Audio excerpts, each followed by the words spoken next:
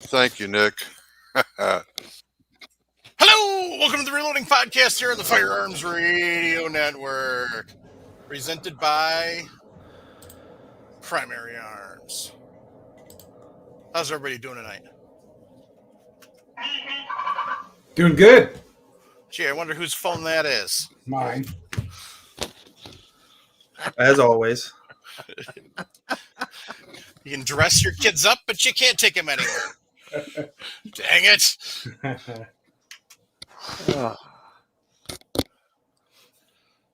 No, doing good over here. We're doing good. Same here. So the three adventurers from the SHOT Show are back with us this week. Yep. Paul, you probably want to move your mic a little closer to your face. And how's that? That's better. That's Oh, way better, yeah. better. Yep, much better. Hang on a second.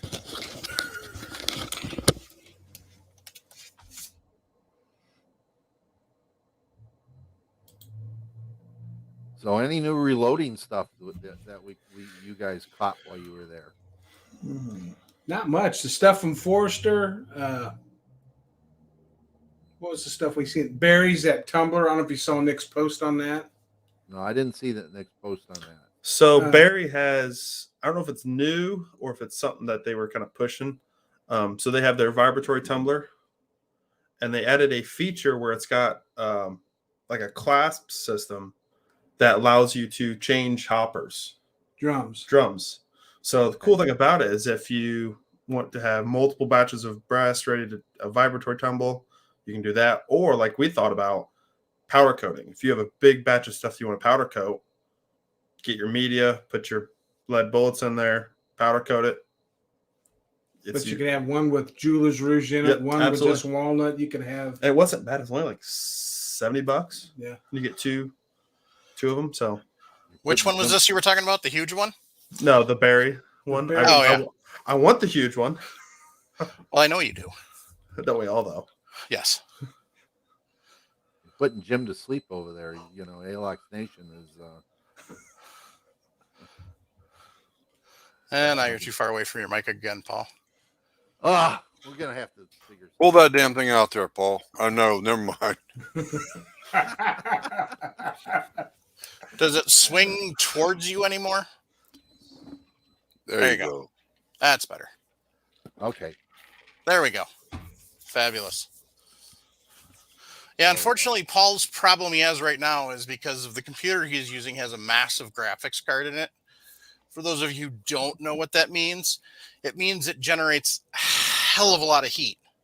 And so that means there's some wicked-ass fans in there that are moving a lot of air to keep it from burning up, literally.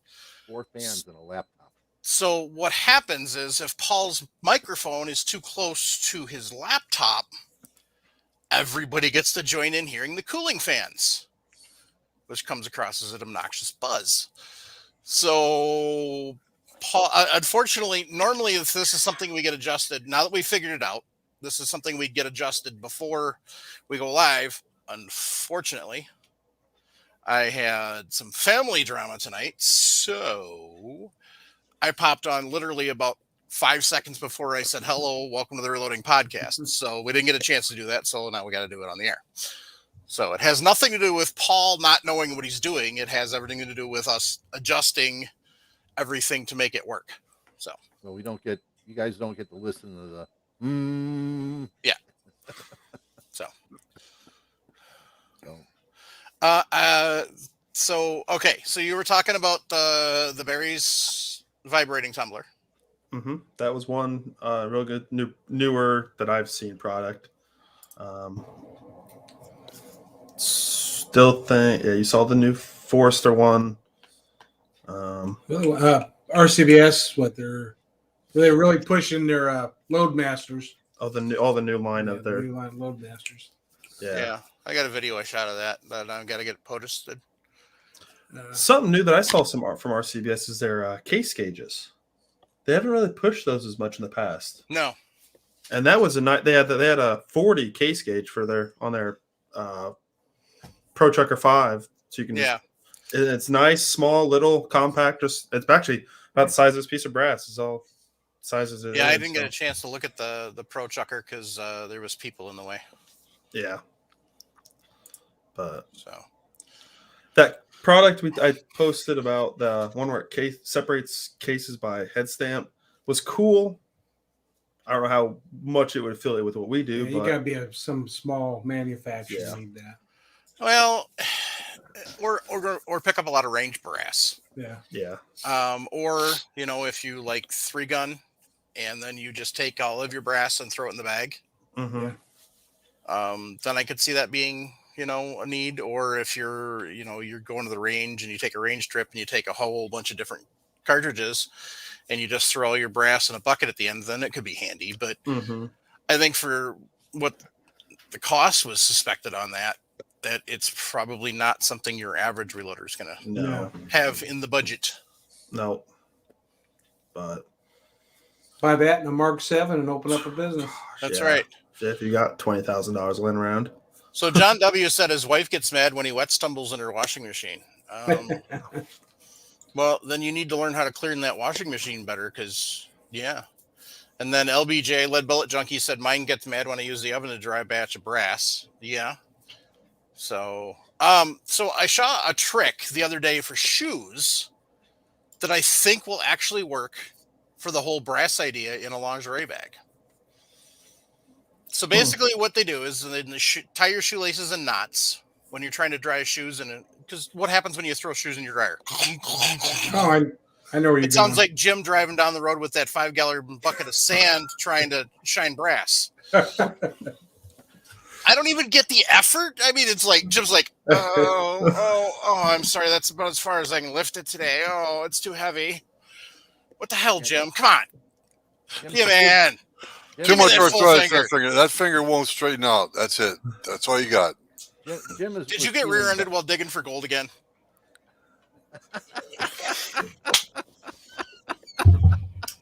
Gone downhill fast. Well, that's called payback for my stupid comment to Paul earlier. Oh, there you go. Okay. So anyway, what I saw is you take your shoelaces, you tie the laces together, and you hang it over the door, put the shoes on the inside of the door, and then shut the door, start the dryer. So the dryer's tumbling and moving the air around, but the shoes are hanging there touching the door. Okay. Yeah, there you go. So I'm thinking that what you could do is you could use a lingerie bag to do the same thing. Kind of hang a lingerie bag out over the dryer door, shut the dryer door, let the brass hang there, and then let the air circulate around it. And John W., that's just absolutely amazing.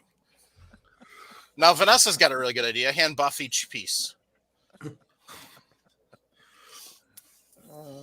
So Jorgen settled on his 300 H&H load today, 165 grain GMX on top of H4350 for 3120 feet per second and a sub MOA. Sounds like a good plan. How much 4350 on that to get 3,100 feet per second? A lot. Yeah. So shout out to one of our regular listeners, David Denny. He had come across, back when I was talking about the 30-30 loads and I was looking at different projectiles. Brass, yeah. I had been looking for that 140 grain Monoflex from Hornady, but I couldn't find the damn things anywhere. Well, lo and behold, David sent me a picture and said, "Is this what you were looking for?" And I said, "Oh, yes, absolutely." And so he sent them to me. Nice. So that was awesome. So I'm greatly appreciative of that. And then, as you can see, he also sent me a few pieces of 30-30 brass. So that's awesome. So now the great debate's back on between the 140 grain Monoflex and the 160 grain FTX. So M. Trundle, gentleman appears to be a gentleman from the land down under. I just wanted to throw a shout out his way. crap. Who let Sharp in? Yeah, well, Jorgen is running 68.7 grains of 4350. So yeah, that's a little bit. That's all. That's just breaks my Magnum primer requirement on that. Yeah. 65, anything over 65 grains of powder needs to have a Magnum primer. Daniel Anderson, yes, Peterson Brass was at shot. They had a table. Really nothing. I didn't honestly. It wasn't even enough for me to stop No, as I was walking by. same. On They the had like last, 5. Yeah, basically they had their common stuff on display, and that was it. Nothing special. Nothing about anything upcoming. That was it. So I mean, Didn't they just release some 28 Ackley improved brass? 280. Yeah, They 280. might have, but I didn't recall seeing anything spectacular about it. I mean, there was nothing. The stuff that they had sitting on the table was all stuff that's been around. Nothing that I saw that I can recall. Granted, it's my memory, but still, nothing that I can see that I can recall made me stop and go, "Ooh, wait, what?" So, did you guys remember seeing any 280? we didn't even stop because, as you said, there was they have 5 boxes of ammo, just our brass on the Yeah. thing. So we didn't stop. I think what I heard the guy talking to a guy about was I think they were showing some their new 6.5 stuff and some else. Yeah. I didn't hear anything about 280 though. Yeah. They came out with a 300 300 Magnum Winchester Magnum extra long case. Okay, Nice. which is needed in some 300 Winchesters. So it gives you a little bit, a little extra in there, and the shoulder lets you move the shoulder back more precisely. So there are some innovations there with Peterson, but we're just going to have to kind of wait and see what else they come up with. Trundle, I don't believe you. I think that Vegemite is Aboriginal witchcraft in a jar. So that's what I'm going to go with. A bit nuts said, I've been down there. Answer me one question. What is Vegemite and why in God's name would you eat it? So M. Trundle's response was a bit nuts. We were raised on it, full of vitamins and made from beer. I'm going to go with Aboriginal witchcraft. So that's what I'm claiming. Now we did swing by Robertson Cartridge Company while they were in the basement, and they make about any piece of brass you can think of. Mm-hmm. So not the cheapest stuff in the world. No. But he hand draws. That draws. No, that's right. Turns actually. Yeah, that's why it's expensive. Yeah, I think minimum order is 50. I think he was the one that was originally. He is either originally making the 475 Bishop brass, or he got in secondhand. But he's made some of the brass for 475 for Bishop for that. He's making it from bar stock. Bar stock. He's turning every piece. Yeah. The question is, how does he take it and open the cavity up inside? Yeah, I know. Yeah, first thing you got to do is drill a hole down through, but then you got to take and open up that drilled chamber. He's got a small boring bar or something. You bet. It would have to be small. You can take and form the brass as a tube, and then come back and bring it down by sizing it, Jim. You're right. You know. Yeah. But from bar stock, we don't know if he's using bar stock or tube stock.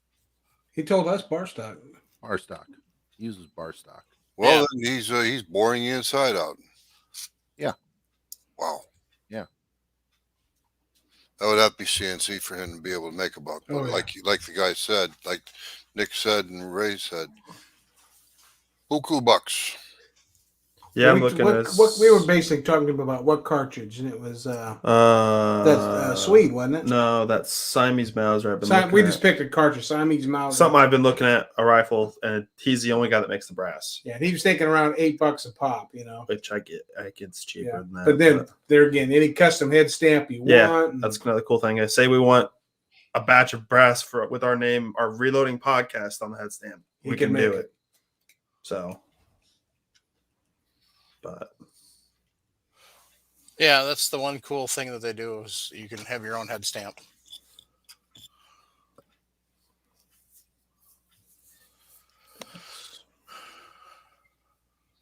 What are we going to do? What do we do in Guns Reloading this week? I know you guys did the SHOT Show thing. Mm-hmm. What'd you How do, about you? Jim? I picked up a new zinc melter. Wow. Yeah, it's actually two burner propane stove, way old. It's one of the original ones. It doesn't even have a thermocouple in it. I can really soup that rascal up. Wife's gonna cook on one burner, and after she's done, I get to melt zinc.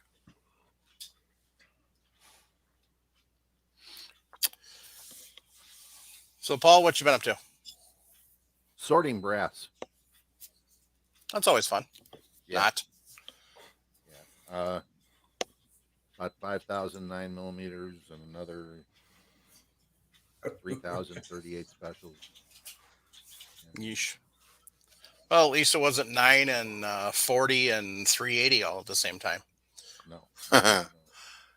Don't forget to throw 45 on the outside of all that and 22 in the middle. Oh, yeah, that's just for fun. 45 wasn't, was done beforehand, but the 308 there, 6mm Remington is over here, and a bunch of junk 223 came up. So Yeah.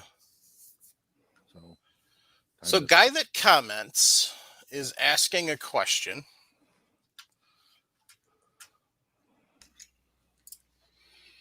And his question is, where's a good place to find the lowest amount of powder that you can load? And then he has a clarifying statement on that. Find the data on the lowest amounts of powder, basically cowboy loads. Okay. He took the wind out of my sails. So honestly, I don't know if there is really a book on cowboy loads. Don't Ballistic Products put one out like that?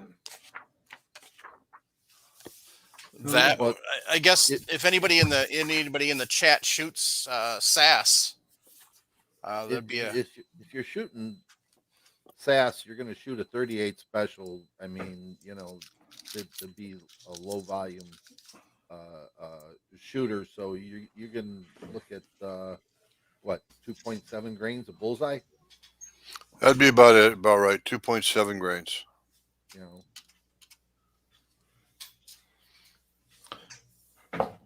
Because you're not looking to anything, real. Hodgdon has some listed on their website, I guess. I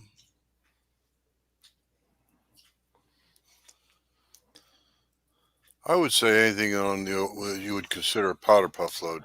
That's kind of what I was thinking. Exact same thing, Jim. Like a lot of people say cowboy loads. They kind of mean powder puff loads. I don't know if he's loads. I guess also it depends on if you're talking about putting actual projectiles on the end of that, or if you're looking at like what they do for some of the trick balloon shooting, where they just put a wax plug in. That's kind of the thing. There is figuring that out. I guess we need to know more about what your intention is. Well, he doesn't have one. It sits there and says, "Oh my God, that's basically no powder." Right. So. Well, he said it laughingly. So. Yeah. Talking about the bullseye. Yeah, those loads we're talking about are commonly called gallery loads. If that helps you Google, that helps you Google it up. Yeah.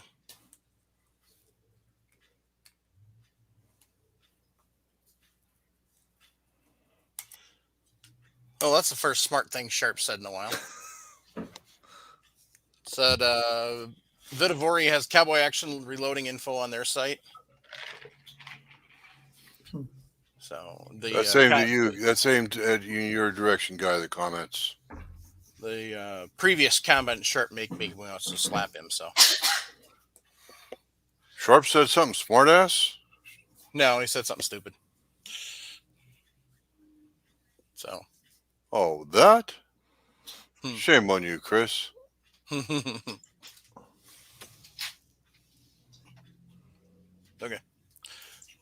You want to turn that off then?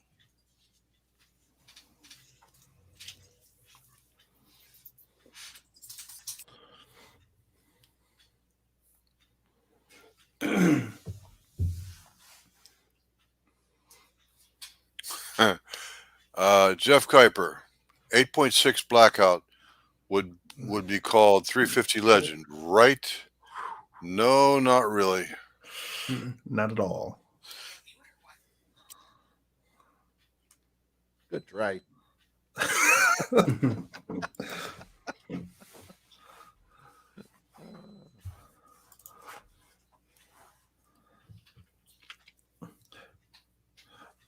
Going back. Oh God.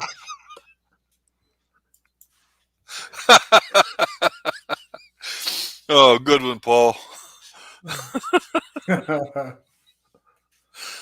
Oh, jeez.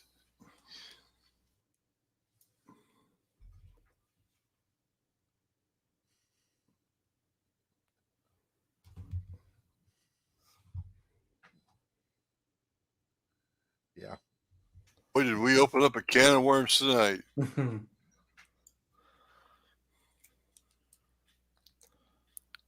You have to take in, if you're going to listen to look for it on YouTube, go to about 20 minutes and 30 seconds.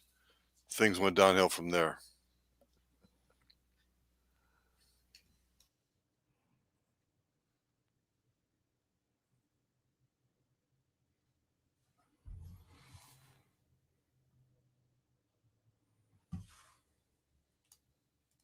Excellent point.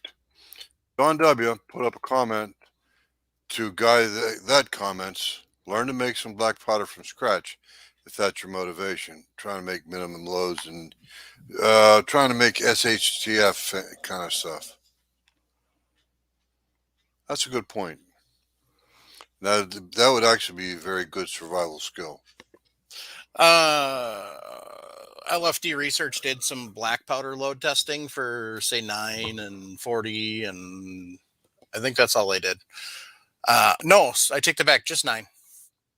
And? Maybe 45 too. For the most part, it would cycle high point. You could use stuff like that in black powder cartridges. Rimmed cartridges like in a revolver. And what they were doing, it's on their website, but what they were doing is they were taking a 9 case, packing it full of black powder, and putting a bullet on the end of it. And that's what you call compressed load. I don't know if it was compressed or not, or if they figured it so there was a little bit of space there or not. But it was reasonably cycling a high point. And if anybody knows anything about high points, they use a lot of force to cycle them because that's a heavy mass moving. So in a pistol like a Glock or a Smith & Wesson or something, it probably would work just fine as can be. Cleaning it would be a pain, but black powder, you're going to want to compress load in black powder, aren't you? That's what that's what I've been taught. Yeah, I don't know enough about that end of it. I just shoot black powder in my normal black powder loads. So, but the thing is too, when you're running a muzzle loader or black powder like that with a muzzle loader, you are literally compressing the load with the ball when you shove it down in there. Yep. That's like when I make my Martini Henry loads. I do black powder, and I do polyfill, and then 2 wads, like orange juice carton wads, and then a wax plug, and then the bullet on top of that. So it's a compressed load. Oh yeah. Everything. So you don't. That's why I've been told you don't any air gap in. You don't want to air gap, especially a black powder metallic cartridge. Okay. So. right? You could say Reloading the same podcast thing. is in fine form tonight. You could John say the W same- says you can make nitrate from male urine. All right, cool. So What is Zeke trying to tell us? that was about the Hornady, Oh. 75, 15, 10. Okay. Unless that's the mixture for making your own black powder. It could be. Mm-hmm. I've watched a video on making your own black powder. It can be done. You just got to have the right components. And Yeah. And actually, when you sit there and you figure out what the components are and what you can make the components out of, you'll realize it's not hard at all. Mm-hmm. So Good one, Charlie Foxtrot. I forgot about my lever action 357. 38 special of a lever designed for black powder. That would be black powder all day long. So Be a bitch to clean, like Mike said, but it would work. yep. So Leadville Junkie said it's simple. Break down some 22 long rifle if you really need some powder and lead. There you go. Or just use the 22s. yeah, use it. Which is the more practical option on that. But yeah, I mean that's definitely if it's like for an end of days scenario, that type of thing, I'm gonna go with making your own, learning how to make sure you make your own black powder and do that. I'm just going to say, close my comments on one comment, and that would be one point. And that would be unintended consequences. I believe the guy's name was John Lott. But unintended consequences is the correct name for the correct title for the book. Okay. Yep. So, but yeah, I mean, most of your firearms you can still fire with black powder loads. Especially in your newer firearms, black powder isn't going to generate as much pressure as they're rated for. But I'll tell you what, the first time you're out shooting trap and somebody decides to shoot black powder loads out of their 870, you wonder what the hell just went wrong. Why, does it look like they blew up their gun? From Yeah, the smoke? pretty much. From the smoke? Yeah, it's like, what the hell? throws your timing way off. It does too, especially if you're being serious about it. Somebody cranks off a black powder load, and all you see is just nothing but smoke, and you're like, "You okay?" Did I hit the target? So, a bit nut says you almost can't make as good black powder as they did in the 1850s. No, you can probably make it a little better. But if we need to, we can just borrow Jim Fleming's recipe cards, because Paul Loud said he's got them from the 1850s still. Oh, there's that lazy finger again. I know the white smoke is awesome. It's just scary the first time, all right? If you're gonna take black powder loads out to the trap range, make sure you warn everybody. So, but yeah, black powder is fun to play with. Yeah, I'm getting ready to play with some loads. With GoX going out of business, like BitNut says, Swiss is still the way to go, but Swiss is starting to get a little expensive. Yep. So I'm going to be playing with the Pyredex. Yeah, we were talking about that. That 2F equivalent, and just to give it a try, see how well it works, and yeah, especially for how cheap it is, it's a good substitute. So I think they make a 3F equivalent as well. So I think it's a green bottle. Let's take a look.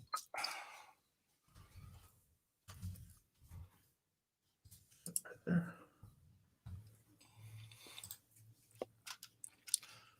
So on Hodgdon's website, they weren't there either. What the heck? Mm-mm.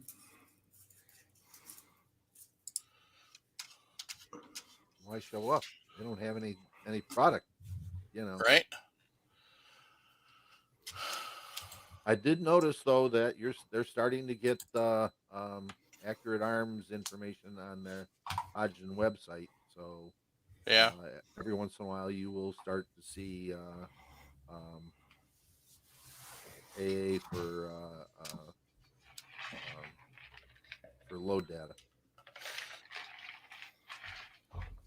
But yeah, we've got one powder distributor, and that's basically it. So, I mean, yes, there's Alliance out there, and we Yeah, have, but unfortunately, Hodgin owns everything else. yeah.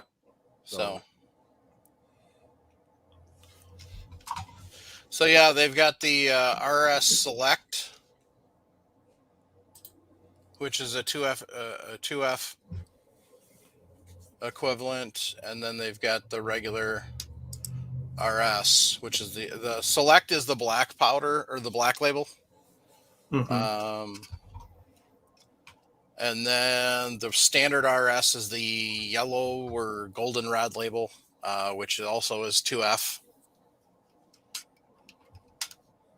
And for those of you who are out there who are learning, when we say 2F, when you look at black powder ratings, there's a scale, and you'll always see a G at the end of the scale.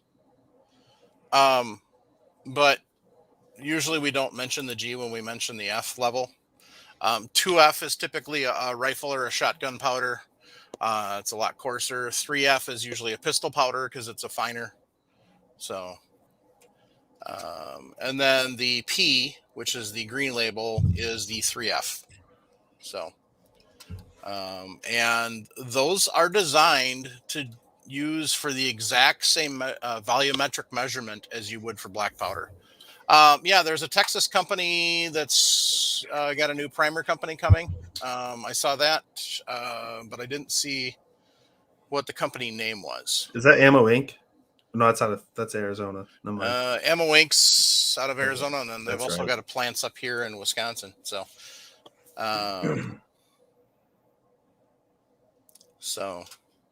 but yeah, I mean that kind of. So John W. said, check out Cody's lab for making boom supplies from scratch. I have 50 banana peels dried and powdered on the cabinet for STHF propellant. So, and LBJ, yeah, exactly. Isn't that why they shut down the GoX? Because other companies that make black powder for them is more profitable. Yeah, they're trying. So with the advent of Pyrex and everything else, they've been trying to move away from actual black powder. The issue is, well, part of the issue is, that plant in Louisiana is rather old. And making black powder, making any sort of ammunition has its own inherent dangers. And so when you build a plant for it, if you actually do some research, you'll find out that pretty much every ammunition manufacturer would come across some sort of fire or other issues with the plant. And so being GoX is so volatile and they have the other options available, which are cheaper to make, there you go. And the bit nut says the main user of GoX was the U.S. Army. They literally used 1 million pounds a year for shelf using. But if they're not doing that anymore, then there you go. So I believe Paul Loud is referring to the Texas company that's going to be making primers. But Paul, you please confirm if I'm right or wrong. Is the Expansion Industries is the name of the company in Texas that's going to be making primers, I believe. Well, they're also making ammunition too. Expansion ammunition. Yeah. Did not know that. Yeah, they're not just making primers. They are going. That is again, that is a side job. Okay, a secondary income stream. Yeah, Nick and I talked to a gentleman from Winchester about the primer issue. He says they're making as much or more primers now they have in recent years. As long as they've got ammo orders coming in, they're dedicating 100% of their primer production to making factory ammunition. So it may be a while before we see any surplus primers on the market. Well, I believe that is the correct information, because I've always been told reloaders are a secondary market. Manufacturing ammunition is the primary market of the primer company. Right. the primer manufacturer. And that's the same thing for smokeless powder. Yeah. Yep. So, we sit down. So, guys, right now, you know, buy your presses and everything else that you're looking for, and then start stocking up on your components.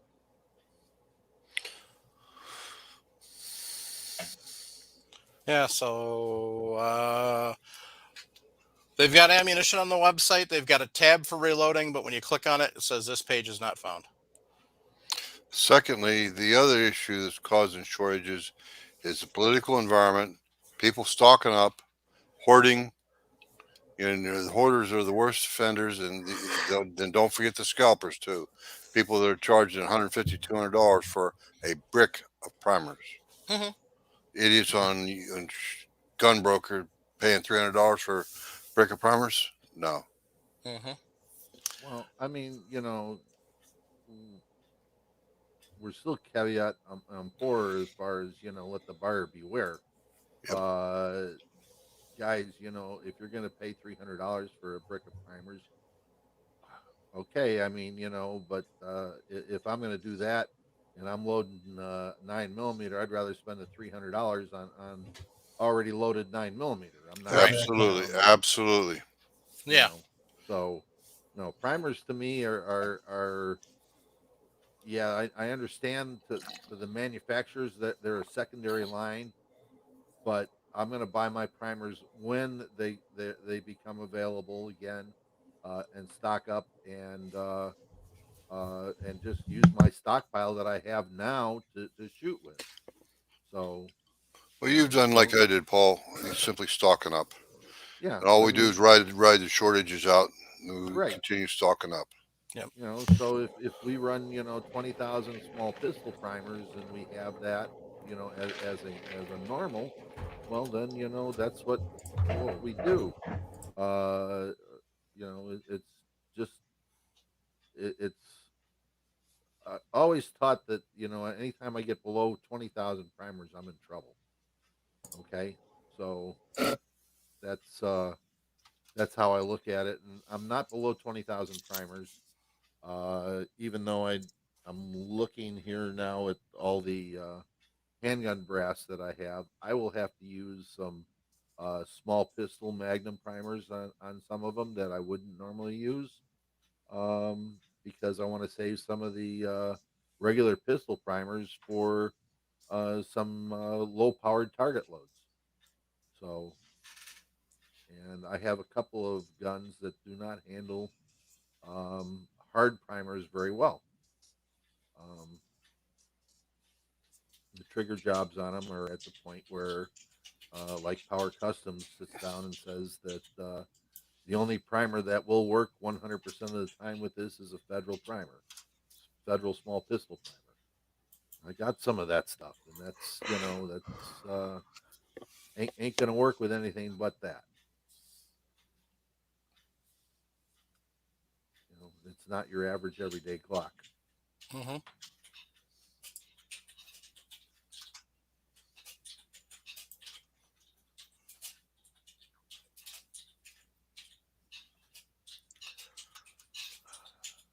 I think Nick and Ray ducked out for a minute, but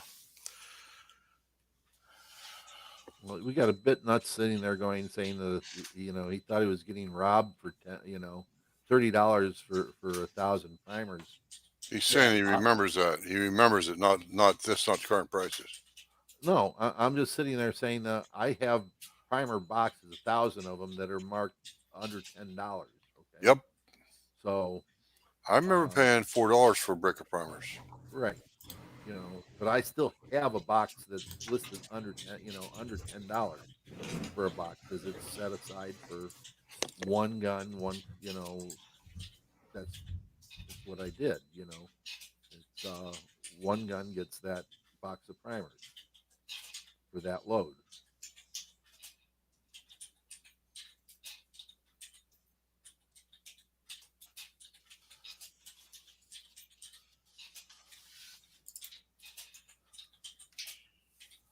I'm having a high pitched squeal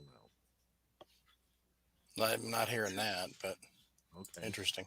Neither am I. I know you hear the keyboard behind me. So, trying to think if there's anything else that I saw that really struck my fancy. What do you think about Shot 23? You think it's going to happen? I don't know. Do you think Shot NSSF made money this year? No. Right. They probably lost money. But I also think that a lot of the vendors that didn't show up still had to pay their booth fees. Probably. Because a lot of those decisions were made, in the last 2 weeks. So, I stopped by Dylan's booth. I've got some video to edit to get that up because I was being a smart aleck before as I started it that I want to take out. I said, "Oh, here's something you want to see. You want to see a wall?" So I'm going to take that part out and then post that. But kind of showed around. The only new thing Dylan had was their in-house version of the auto drive, for lack of a better term. They had a CP 2000 and whatever the new RL press is, 1100, 1150, whatever the heck it is, set up running with it. At the time I was in their booth, Gavin Tube was there shooting a video with Dylan talking about the whole entire automation system. So until we get somebody on to talk about it, which I'm going to do, and I was working with Joe from Dylan, talking to him about that as Gavin was finishing up his video. Pop over to Gavin Tube's channel and check the video out. Gavin Tube's got some awesome stuff. So, but yeah, check that out. So. Jeff Kuiper wants to know, do we have a podcast number for beginning reloaders? Like a episode number, or? I think that's what he means. So. You kind of did that not too far back. We talked about. Yeah, about the middle of last year, we did a start from scratch thing. Who was saying you buy dies and get a brick of primers for free? That is our CBS. And seeing as how it is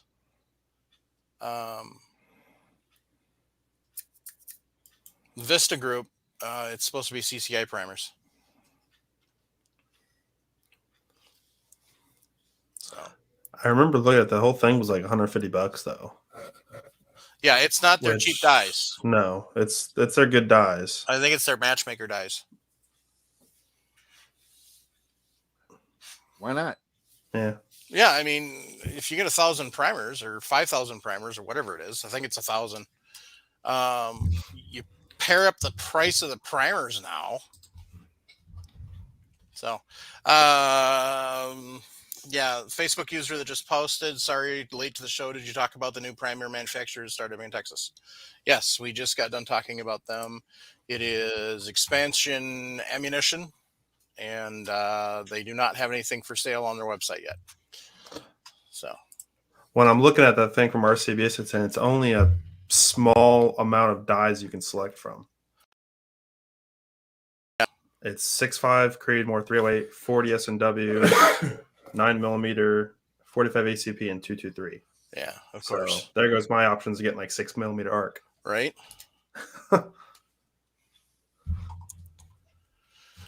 Oh, let's see here.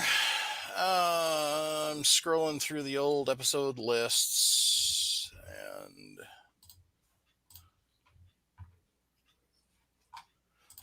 load developments 300.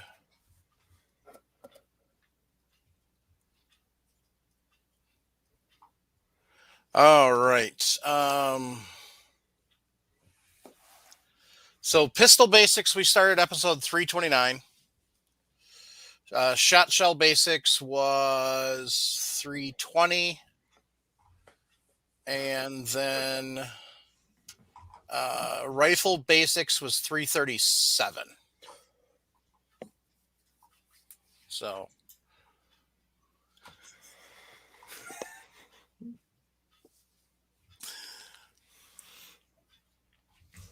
So Jeff, there's your answers. 337 for rifle, 329 for pistol, and 320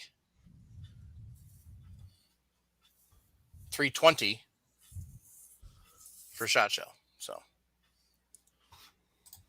well, that's what you get for shooting 9x25 Dylan. A bit nuts. You're gonna shoot the special cartridges. You get to pay the special prices. So, anyway, What gun are you shooting that Dylan in? hopefully That'd be directed at you a bit nuts. What gun are you shooting that 9x25 Dillon caliber cartridge in? hopefully some sort of 1911 derivative. Wonder what the metric designation is for 45 ACP. I don't really think there. I think I could probably figure it out.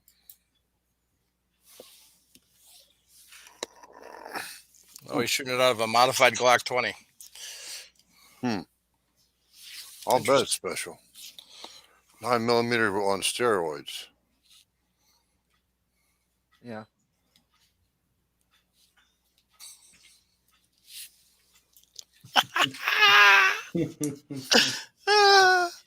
That goes back to Yeah.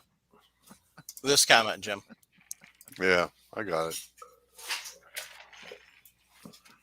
That's okay. I don't care. Someone should buy some 30 carry super carry before it's gone. No. Just got living in the prairie said just got a brick of Rio 209 That's primers, true. but I've been told they are on the large size. That is correct. That's correct. Paul, is there a way to enlarge that primer pocket on a shot shell? Or is he just going to be stuck looking for holes that'll fit it? By real holes. Yeah. You can do it. I mean, in a double A, you can. It will fit in there. Okay. It's hard to seat the primer, but it will seat. But after that, you have to use that primer. You can't use anything else. Right. You know. So we tried to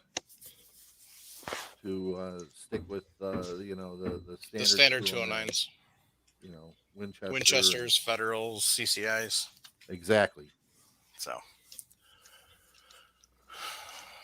let's see. 9mm on steroids. No, what happened was the 38 Super was before the 9. Well, no, 38 ACP was before the 9, and then they decided to put the plus P to the 38 to make it a Super. Yep. But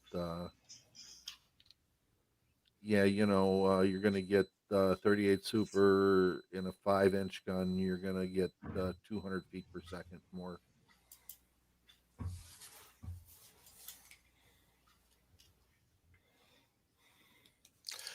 The clock was most good. They're being silly. Staple guns. Pretty much. Trying to think if there was anything else that I saw that was exciting. I don't think so. We did find out that none of the pawn shops in Vegas will sell you a long gun if you're out of state. Fucking jackasses. That's still, it's weird to figure that out. It is annoying, especially with what that guy had said on the shelf. Oh my gosh. I am still I trying told to you figure it that ruined out. Nick's day. Hey, did not ruin my weekend though. That's a good thing. So there you go, 11.5 by 23. There you go. So the military show went pretty good though. Yeah. Oh, yeah. Yep. Picked up that Snyder. Yep. So that's a nice one. I got to post some pictures on the group I'm on. Nice thing is I don't have to buy dies. Well, there you go. So I can load that with my fingers. So It had a lot of empty tables too, though. Yeah. So it was down. Yeah. but that's a true older crowd. That kind of show is.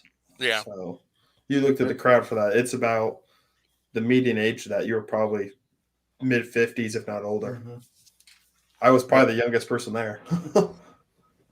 Have any of you ever been to the Oklahoma show? No, Wanamaker's. We I want want to go. We're thinking about a road trip for the next one. So I'm game. Yeah. Start putting money away. Okay, sounds good. I like that idea. I don't know. I found an auction on one of my auction sites that's got a bunch of firearms. So that ends tomorrow. So I'm looking to. I tagged a few things, seeing what their bids are going for. A couple of old Hopkins and Allens, and then an H&R. So old J.C. Higgins pump. A couple of old Winchesters. Some of this stuff is just like $50. Any milsurps? There was a couple, but they were already way up there. I figured. So You got to know it's got to be a super small auction for not to get anything. yeah, there was a moist nugget that they wanted way too much money for. A couple other things. Yeah, I'm watching a couple powder measures and some stuff. They got a local auction's got a couple Lyman 55s. A couple of old powder tins. Some of them had powder in it. Like they've got a 5-pound gag of old Herder's powder. A couple of those. So that's kind of interesting. Bunch of primers that so far aren't absurd. And I'll be right back.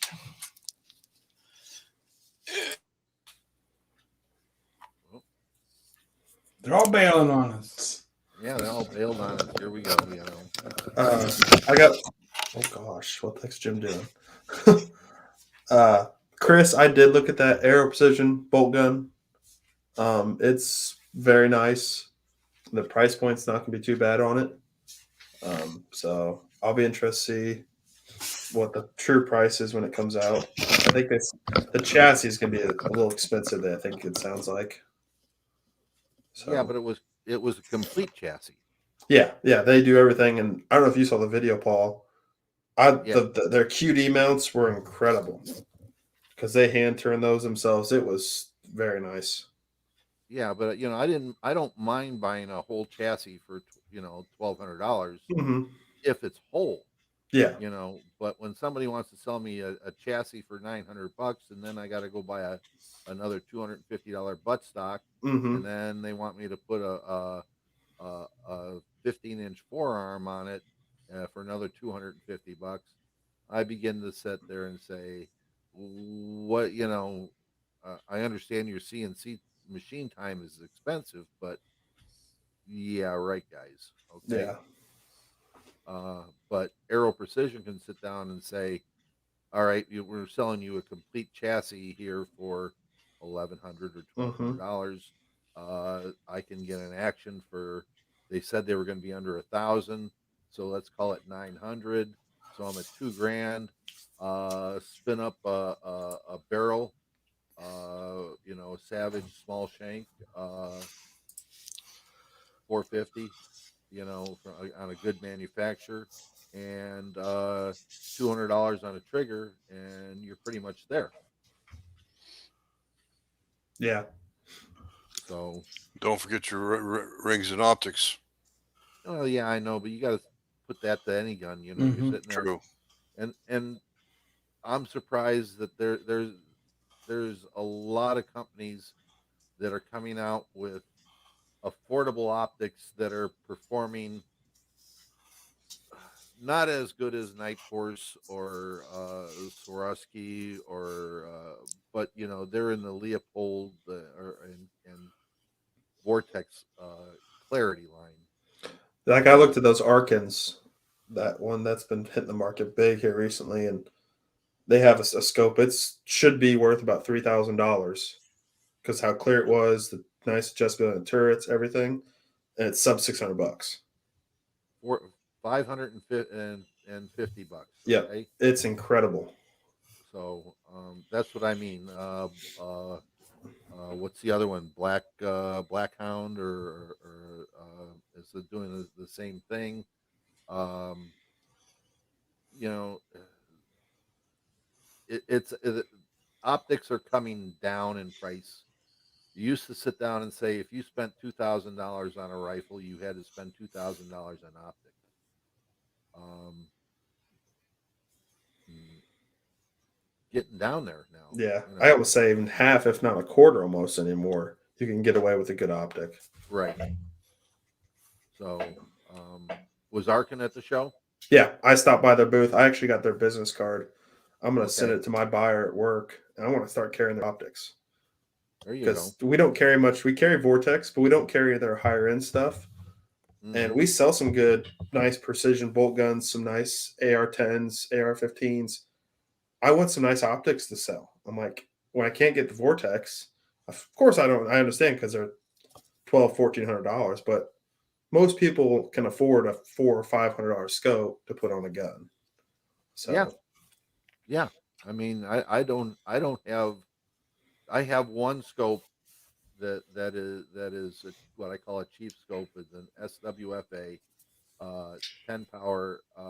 It's a $300 scope. It sits on one of my M1As, and that's because if a gun can break a scope, it's an M1A. mhm. Okay, just like a scar will break a scope. Um, so if I shoot and break a $300 SWFA scope, I'm not dying about it. So Even those SWFAs, they've been known to do pretty good though. yeah, I've seen a lot of people run them. they Doesn't hold up. They hold up good. doesn't You know, SWFA also have a warranty of any kind, or at least service their scopes stand behind them, as it were? yeah, they do. They Okay, I do. thought so. But it's like anything else. Eventually, my M1A will kill that scope. I mean, it's just gonna happen. Yep. I Uh, understand. the we used to do it with spring piston air rifles. You used to get a good spring piston air rifle, it would kill a center fire rifle scope. Yep, and Yep. that's because the recoil is the opposite direction. Right. An air rifle, good air spring piston air rifle, recoils forward, not back. Yeah. So um, that's why I sit down and look at scope. But now Vortex has just come out with their Gen 3, and it's in the $3,000 range. Hmm. You know, when are we going to sit down and say it doesn't have to be? Yeah. Yep. Well, the guys at Arkin, I was talking to them about that, and they think the only reason why Vortex came out with that was I'm blanking the name of the company, Zero Tolerance. Mm-hmm. What came out with a new scope that was about the same price, same everything was the same. That's supposedly the reason why Vortex came out with it. So, but Yeah, you got Zero Tolerance, and made in Canada. Okay. Um, some of the two of the guys I know of that were one was from Night Force and the other one was from Vortex. Okay, and they developed these scopes, and yeah, great stuff. I mean, everything is precision, precision, precision. But I can't afford 5+ G's on a scope. Hmm. You know, and I know there are a lot of PRS shooters out there that are spending 5 G's on a scope. You know, but as we look at the people around, that are on our podcast here, there's not a lot of them that are they're going to drop 5 G's on a scope. Right. You know,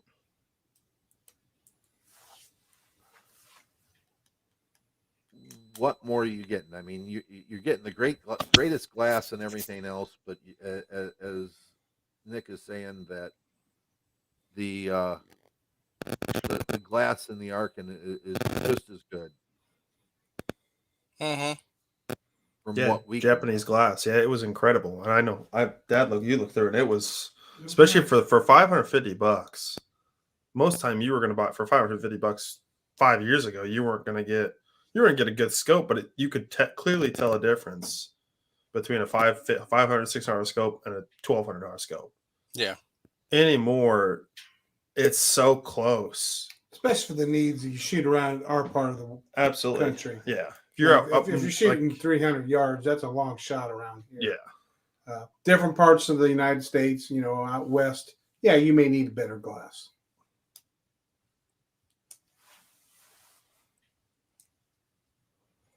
Yep. and that is a zero compromise scope, guys. Zero compromise. I had one word right. There were so many names I can't think. I have so much stuff in my head right now between my work and SHOT Show from last week. And I'll tell you what, I was amazed at SHOT Show is how many manufacturers of cans there are now. Yeah. Everybody's making a can. Yep.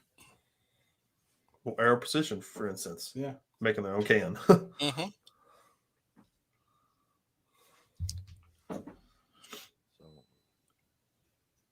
Well, that's with the new E-form is what's supposed to help with that. Yeah.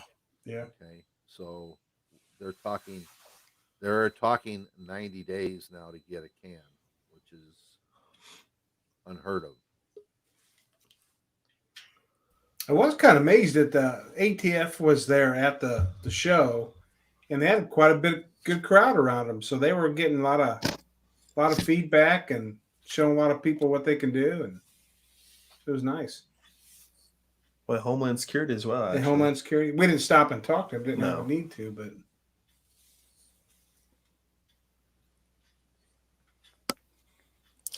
Yeah. Honestly, I wasn't surprised by ATF. They were there previous. So, They're always there.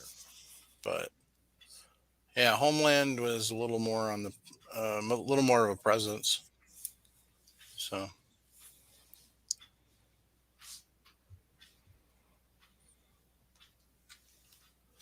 but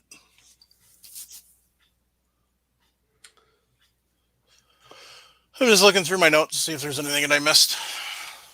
And I don't see anything that I missed. So, was your trip home less eventful than your trip going out? yes. Good. I did It stop happened- by that rest stop and no luck. No, Mhm. Did you happen to stop in Wyoming? 24 hours after I was supposed to.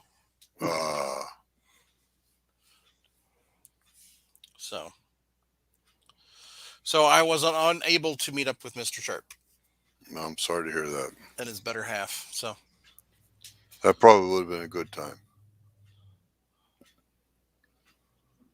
yes, it would have. So,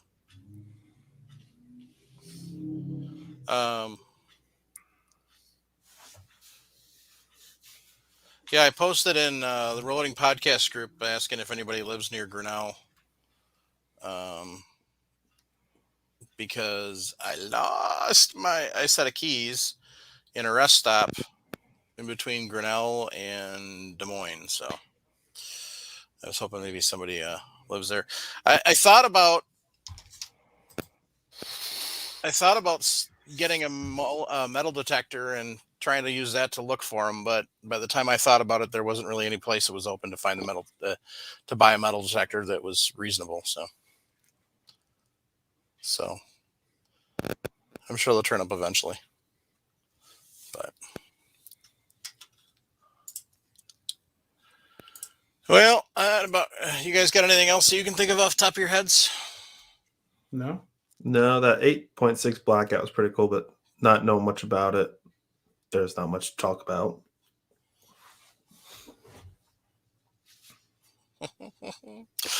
That's funny because I actually had 200 small rifle primers for him for loading his 6mm cartridge that he wants to load.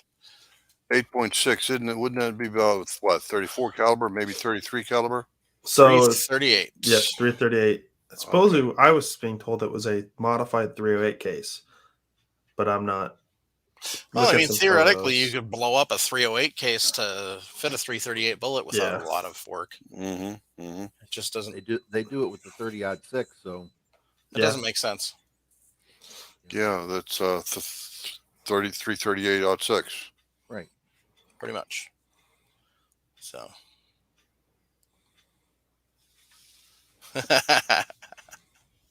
Met Nuts has got a couple of good ATF questions. I see. Daniel, We got a bunch of business cards for free, brochures, flyers for free. I don't know if anybody noticed. My board's finally filled up the morale patch board. Plus, I got a whole stack to fill up another one. So, Oh boy. I was thinking about making a morale board out of a couple pieces of 2 feet by 4 feet sheet steel, then hang some felt on that to get the felt from Hobby Lobby. Yeah. That way, I put Velcro on it and have plenty of room. But I mean, you're talking 16 square feet. Yeah. but, Nick, what kind of patches are those on the back? Just patches you collected? so yeah, a lot of them are collected ones. A lot from SHOT, from NRA in the past. Other YouTubers. There's quite a few of them up there. There is a lot of stuff from work. Like there's a couple from SIG, Springfield Armory. Just they send us swag stuff. I couldn't tell for sure. I thought maybe it might be from Patriot Patch or something like that. No, I haven't joined that. So you ain't ready for this, Yeti. So that is the current patch of the month. I haven't seen what February's is going to be yet, but usually it has something to do with hearts and love, and it's funny. Gun love. Pretty much. Gerald Fickner, no, there was no primers in the building. So they're not loud, I'm sure. Yeah, that was just your usual. I mean, I didn't collect as much of it because let's put it this way: I cleaned a bunch of stuff out of my bag from last SHOT Show. So yeah, I learned my lesson about that at NRA shows. So I didn't really collect a lot. I mean, there was a few that I collected here and there, but it was more the business cards and you know. Some of the things. I do want that gummy bear shaped ballistic gel. I'm not lying. I want that sucker, and then I want to shoot. You know what? That'd be great for expansion testing for the little calibers. I'm gonna use it for pellets. That's what I mean. Like 22 rimfire, the 22 rimfire cartridges. Long rifle, long. The problem is, if you stand it up and make it look cute like it's supposed to, you can't really shoot it because it's only about 4.5 inches wide. Yeah. So they've got a rabbit and a squirrel too. So they were kind of funny. But yeah, they're saying that you can melt that down and reform their ballistic gel without discoloration. So. Yeah, I had a lot more photos to post, but Saturday night my phone went a little wet. Saturday morning my phone went a little berserk and lost all my photos. So, oh, well, that sucks. Yeah, those Vegas porn sites that get you every time, Nick. Shut up. That sounds like the voice of truth speaking. Shut up. I woke up in the morning and my phone said, "Oh, you got a couple security threats," which they never are. Try to log in, and all of a sudden my brain completely blanked on my pattern. I'm like, sure, Nick. So sure, I completely factory reset my phone. What did the pair of them look like? Huh? What did the pair of them look like? But Leave it to the old man. That's right. So Paul Loud wants to know, did Dylan turn you down again for the cover of the next Blue Press issue? No, I didn't want to make a whole crap ton of people sick, so I turned them down this time. I don't know who posted. I think it was Chris Sharp or Paul Loud. They don't have girls in bikinis anymore on the cover, for once. Yeah, It's actually Lena. someone fully dressed. Yeah. So Ones that cracked me up are the girls that are wearing a bikini shooting fully automatic M60 and stuff like that from the hip. Yeah. Yeah, that's cracks me up. It's entertainment. So They I don't can't. show the part where the girl gets burned, drops a weapon. It was one of those know your audience things, and they're slowly but surely realizing that their audience has changed. So, Michael Stanek or Craig NMZ wants to know about did we see about the alleged primer manufacturer? Yes, we talked about that a little bit. Then Michael Stanecker said, quick question. Have been able to find most reloading components, even if paying more, not taking into consideration those charging very high prices. It appears $75 to $100 a brick is now the market. Yes.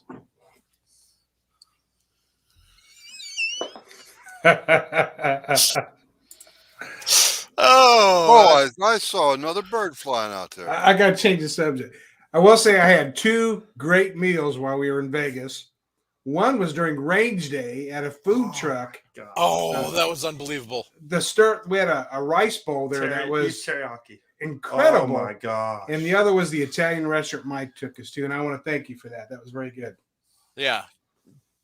Capo's was amazing. Yeah. I'm still in And, Italian food coma from that. Yeah.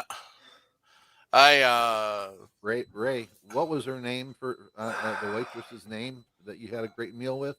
I think Nick's girlfriend was a Mercedes or something like Dude, that. You know? I know you sleep. I'll change the locks. Nick's got a new girlfriend. Yeah. I got a toy also. Yes, he did. All Yeah, right. I was wondering if you were going to mention that one. This is a different one, Mike. What you got? What you got? That's cleaning rod. What the hell? This is a funny story. So you have two of them now? Both Dad and I each have one now. Oh my goodness. This is the nice one. Oh, Oh my goodness. I got this one for free as well. Well, You you suck. won the drawing. I won the drawing on this one. Oh my goodness. And this one also came with the mirrors and everything. So I stopped by the booth on Tuesday, and I was talking to him and told him about Paul having a Tesla camera and that we've used it on the show a few times, and that I was going to be ordering one after show. No love. That schmuck stops by Wednesday morning. They freaking give him one. And the new mirror package, which is a separate $30. So they gave him an actual camera and the mirrors, and then he turns out wins the fancy one. same night, I get the phone call. You tell me the story. Same night I get the phone call. It's some Jing Yong Kim or something like that. I'm like, I ain't answering this. It's That some was the other porn site. fuck off. Wow. But then this guy texts me, hey Nick, this is Chris or something from Teslong. You have one Teslong borescope model such and such. I'm like, no freaking way. And so I'm like, I'm gonna be upfront with this guy. Actually, you gotta be upfront with him. So I text him like, hey, you gave me one for review. Do you still want me to come claim it? He's like, come and get it. I'm like, okay. Wow. And this is their $200 model. Oh, nice. So we got to review both. Yep, we'll put them both in a review, and so. And I got some other products coming from Pro Shot, which is a local company to us. There you go. Yeah. A couple of their new cleaning kits. I'm not editing that one. You got to at least beep it, sure. Yeah. Just the word, though. Yep. Otherwise, Apple will tag us. Have you tested this out yet? I mean, Yeah, we actually, when we were at the Antique Arms show with our Snyder, we tested this on the Yeah. Snyder. and I was able to get the big mirror, the correct Okay. size mirror, and it looks good. Especially the one with the screen. So It is amazing how you can't measure the depth of the landa groove, but I mean you can see how well they are. It is amazing. Oh yeah. Well, you don't want them. You're trying to sit there and see how well defined they are. Yeah. That's what you're looking at. Yeah. oh my god.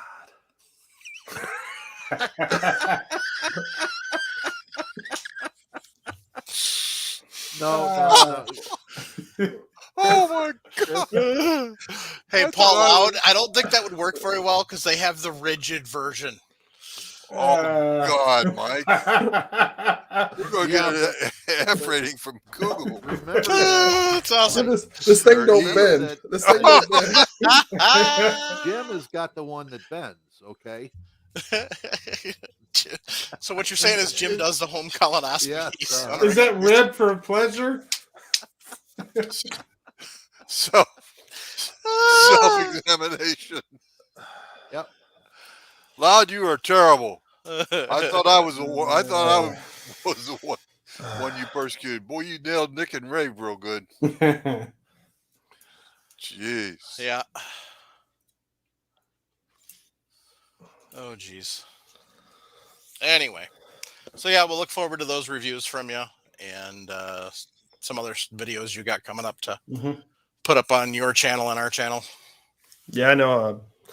I I don't think show anybody it off. realizes you have your own YouTube channel. It's got one video on it of the martini right now. We were talking.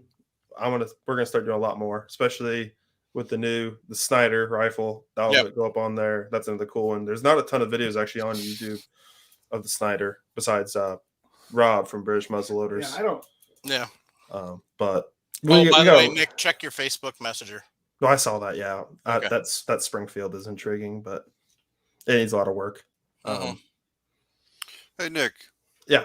You guys plug your channel. Will you please? It's literally just my name on here. So if On you just YouTube? look up Nick Rowden, and it's it's this photo of me right here is my photo that's on my channel. So Nice. Do me a favor, and if you're over on the YouTube channel, type in your name.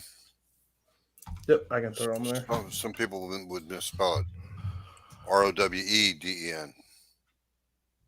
I know that's incorrect. I know. I mean, I give all the YouTubers credit, the small YouTubers that don't have somebody to edit their show. That's a lot of work to film it. Everything going to go out there, film it, come back, edit it, post it, do your regular job, and do all the things everybody else has to do. It's a lot of work. So I'm sure we're going to start out. Everything will probably be unedited. Bloopers will be left in. We'll just keep on rolling. So you'll find there's some pretty easy software to use to edit with. Yeah. And it doesn't take too much time once you understand the timelines on things. So, but yeah, we got a lot of stuff planned. Of course, the stuff with the Test Longbore scopes. We got a company called, I know a lot of people might have heard of them, called Pro Shot. They make a lot of cleaning supplies. They're actually literally 20 minutes down the road from us. And so if you like stainless steel rods, they're good. Okay. Oh yeah, absolutely. And they're not breaking the bank. No. They're about $60 and they do a good job. We're actually getting from them a couple of their new defensive kits. They're partnered with SOCOM, a lot of military units. So we'll be doing some reviews on those. And then, of course, on my main channel, a lot of surplus stuff, loading for surplus cartridges, stuff like that. We've got that EP integrations. Yep, we got my annealer. We're going to do our new annealer. We'll be doing a review on stuff like that. So can't wait. Indeed.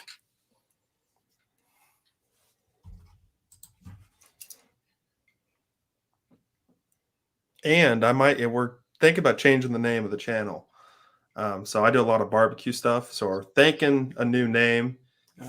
So maybe we'll see. We'll probably start with my name, but we'll maybe think about changing eventually. So barbecue. Oh, I do I cook some good barbecue. He's not bad. Not bad.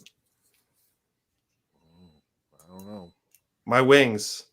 My wings are pretty good. I've been told I have some of the best wings in the area. Create a second channel. And I've thought about that. I'll do some playing around. So Well, it's not going to take a whole lot more time. You just make sure No. you can make the distinction between My Wings channel and the Milsurp Duo channel, as it were. Mhm. That's actually not a bad name for the firearms channel. That's not a bad idea. What's it called? Well, we have our title here, Milsurp Duos. Yeah. Duos. Because we There you go. both post stuff. So. You don't like the Pew and Q we talked about? Well, that was That's a little immature.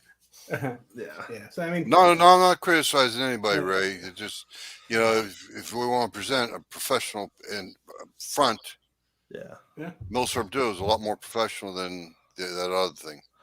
that's true. So, have you made your smoker yet? Well, I want to, but just the price. I want to find somebody has an old air compressor and cut that down. And oh my God. Spudman! Oh. I'm going to sleep like a baby tonight. That's for sure. Especially Yeah, when I go take my night old air break. compressor would make a great smoker. I watched a lot of videos on that, and because we have a welder, we could easily do it with. And you literally don't need much more cooling or anything.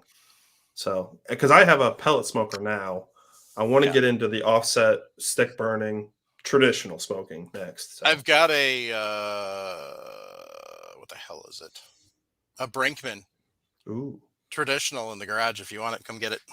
I might have to take you up on that. Okay. Well, you got to take that stock. Bring that stock with you. Yeah. I'm going to find a long weekend. Well, what are you doing Saturday? I'm off probably Saturday. working at Cabela's. I'm off Saturday, so. Let's see here. Probably working at Cabela's, but probably not until the evening or afternoon. Oh my God. Took you long enough. I'm definitely taking NyQuil. I'm getting over the COVID, not the COVID, the SHOT Show cold that everybody gets. I work starting at 11. Forget it. Won't work. We'll figure out a time. Yes, we will. Yeah, I come out there feeling fine.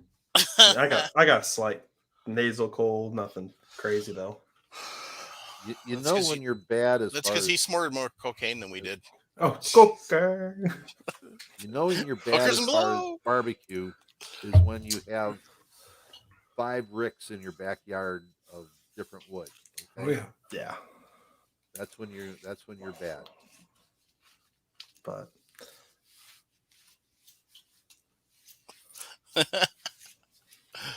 yeah, I figure food is like guns, or some of the finer things in life. So exactly.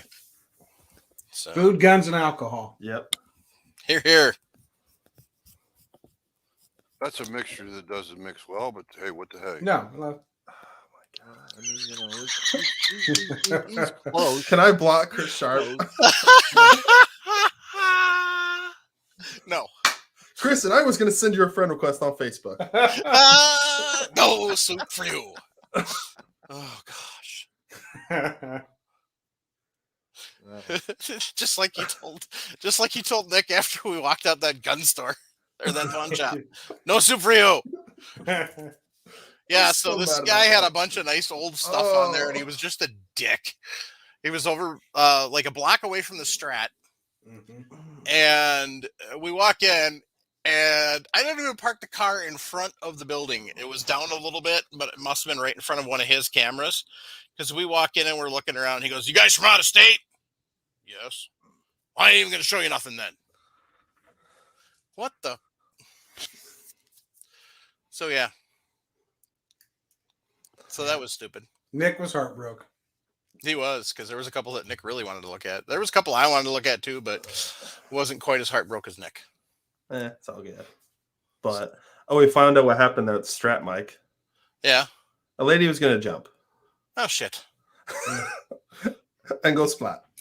So yeah, we're heading to this pawn shop from a gun store, that said it was discount firearms or something like that, and there wasn't a discounted one in the bunch.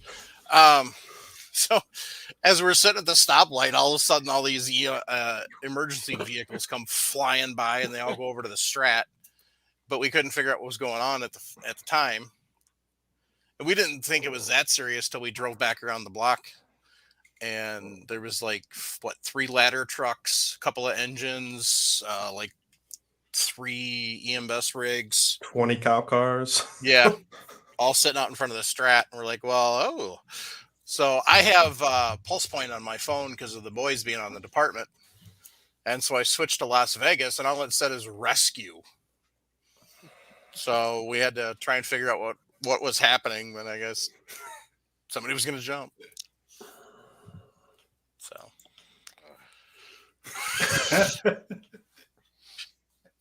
Oh, my God.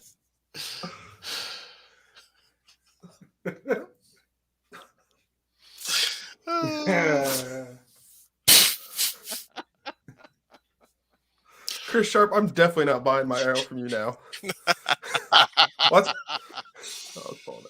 All right, gang. Let's wrap this up. So yeah, Patriot Patch Company makes a lot of sweet, awesome patches. Like I said, here's the one for this month. You ain't ready for this Yeti. So they've also got some other stuff. They've got some cool. They've got a bunch of counter mats and gun cleaning mats, and then they have a magnetic patch wall. Some other cool stuff. We've got Primary Arms, which is rocking another sale right now. Cold Winter Nights sale.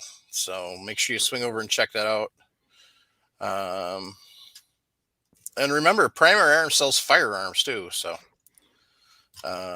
you can always get your firearms from there and then have them sent to your local FFL. Or if you're local to Primary Arms, swing down and fill out paperwork. So they also are a Class 3 dealer. So there you go. But yeah, so, check them out. They got a lot of cool stuff. Looking to see if they got anything exciting on clearance right now.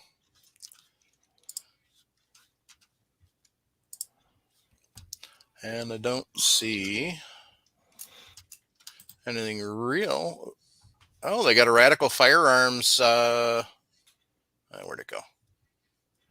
They had a Radical Firearms upper for sale.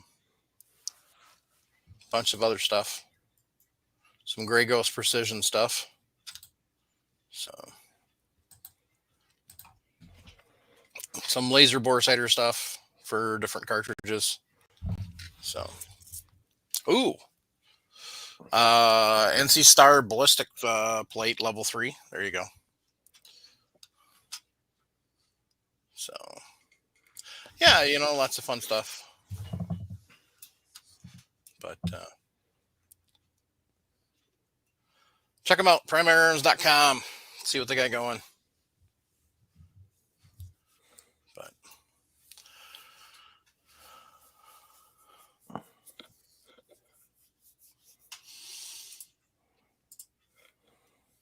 oh, Ray saw that earlier. I know that for a fact. Saw him laughing. So, but that's all we got for tonight, gang. So SHOT Show 2022 is in the books. And oh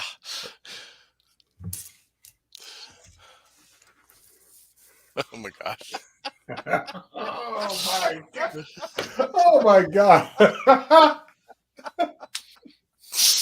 Dr. Nick. Bum bum bum.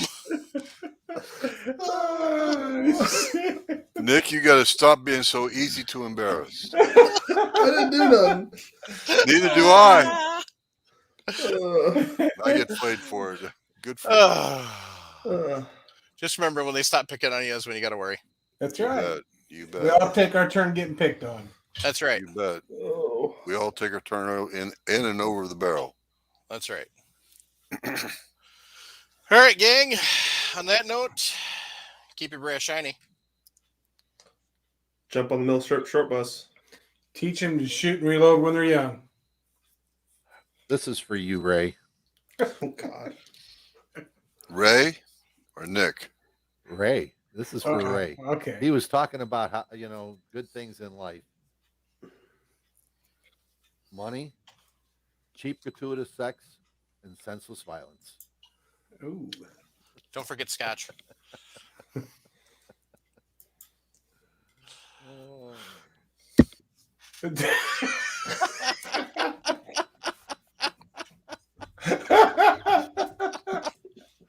Oh boy. Shit. Oder Sigurdsson, This video's welcome. definitely gonna get. Thank you for the shout out and all that. Yes, the indeed. gentleman up in Iceland.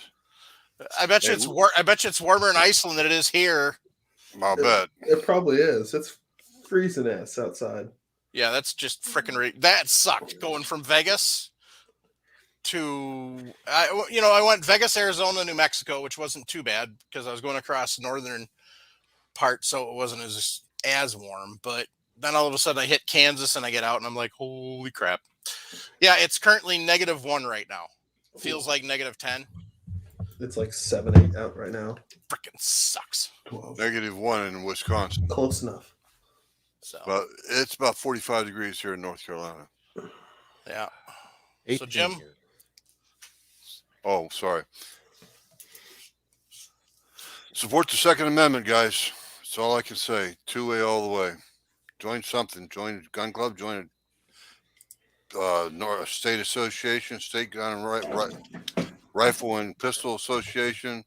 I'm a member of both NCP, RPA, and benefactor member in the NRA. Join the GOA. Matter of fact, I'm a life member in the Second Amendment Foundation. Do something, guys. Put your money where your mouth is. Good night. All right, gang. Just remember, if you're struggling, 1-800-273-8255 is a good place to start. They have great counselors and people that can help you. A great place to start. And just remember, if you reach out, you decide you need help and you reach out, it's not a sign of weakness. It's a sign of bravery and courage. We want you here. We want to keep you around. So reach out. So here. And good night, all. Good night. Night. Been fun.